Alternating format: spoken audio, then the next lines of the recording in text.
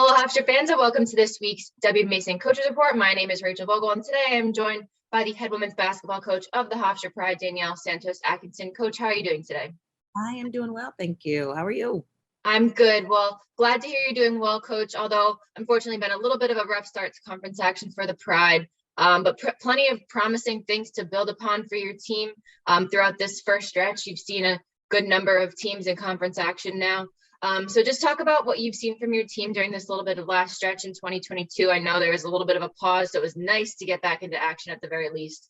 But just talk about some things that you've seen from your team throughout this first CAA stretch.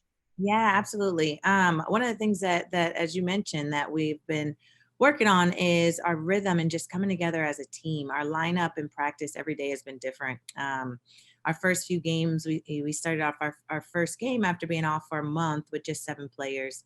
And then going into those next few games, working back, getting our team back in game shape, getting our team back in rhythm on the floor. And so continuing to just work together to get ourselves back in rhythm. We've had, since December 11th, we've had to this point 7 full team practices in a month and a half. And so just getting ourselves back going again, continuing to improve individually as individuals, and then also conceptually in the offensive end and the defensive end of the floor. And so this team continues to work every single day, and we will not we won't fold in any adversity or challenge that we're faced against. And so we're going to continue to work and get ourselves back going.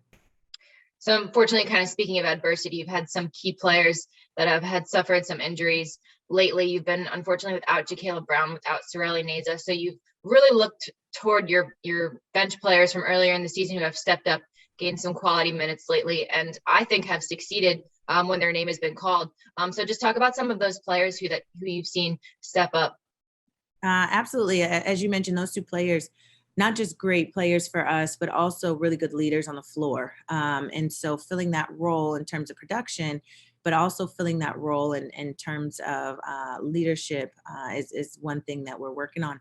But I think Selma Markasic has done a great job of stepping up and filling that role. Jada Peacock has come off the bench and done a great job and filling that role, and always and Rosalie Nicholson, she does a great job on the floor as well. But we've had so many players just step in and really continue to push our team in the direction that we're headed on the offensive end and the defensive end. And I think by committee, we're filling some of those spots in the interim until they can return with us. And it's giving them great experience and having to step in and fill those roles, great experience and coming in and showing what they have. They're great players.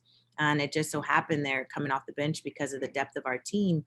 But they're great players and they're going to have a great impact on our team.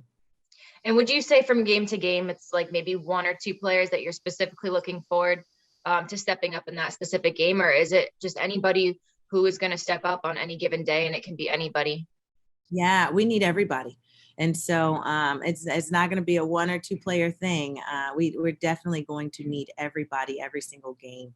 And so for us, like I said, it's going to be by committee, but we are looking to all of the players that we have that are going to start the game and come off the bench to be able to contribute, to be able to produce.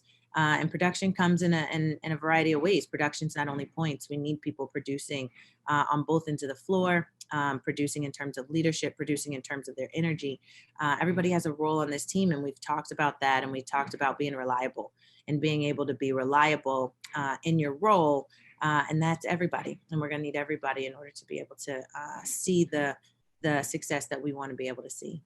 And we talked about her a little bit last week after the Elon game. One player who you do have stepping up both as somebody, as a leader off the court and on the court, is Jalen Hines, who's kind of battled maybe a little bit of an injury, but she's back as well and had maybe one of her best games of the season this past Sunday against Elon. So safe to say Jalen is her usual self, just a player that you need to look out for on both ends of the floor. So just speak on Jalen's performance and how you see her improving and being just the double-double that you say, the walking double-double you say she is moving forward. Yes, Jalen's done a great job for us and will continue to do so.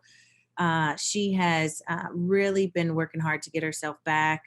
She was out for about a week. And so now back on the floor, getting her team, like, as you mentioned, she's a great player on the floor, but she's also one of our best leaders. And she does a great job of rallying this team and rallying her teammates. And she does that not only with her voice, but also with her play and her action every day in practice. And so when we step into the game, it's no surprise that she's able to step right in and do what she does, because it's something that we see every day. And so we're going to have to continue to see that from her, her production and her play on the floor, and then also her leadership, and rallying this team, and allowing those players around her to step up and have that same impact. So looking ahead, James Madison and Towson this weekend, two tough opponents, and obviously you'll be heading on the road for those two. So just give us a little bit of an insight to what you may be seeing from the Dukes and from the Tigers this weekend. Well, two very fast-paced teams that play up-tempo on both ends of the floor.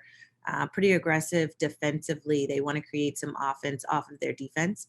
And so for us, it's going to be a matter of controlling the tempo, also making sure that we limit our turnovers and taking care of the ball. We've got to continue to work on the things that we've been preaching for the last few weeks, which are continuing to rebound, continuing to take care of the ball, and limiting those 3-point opportunities defensively. And so we're going to be executing offensively, and then again, defensively for us, creating some offense from our defense. And so it's going to be all about a mindset and how we go into this weekend, and how we compete. And that's what we're going to continue to prepare for over these next few days. But we've got to go down with a mindset that we are going down to compete, and we're going to do that and play as hard as we can. Well, Coach, I wish you the best of luck this weekend. Again, Hofstra fans, Hofstra at James Madison, Friday night, 7 p.m. and then Sunday afternoon, 2 p.m. at Towson. You can watch both of those games live on Flow Hoops.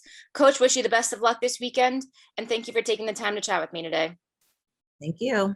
And that was head women's basketball coach Danielle Santos Atkinson, and you've been watching the W Mason Coaches Report on GoHofstra.com.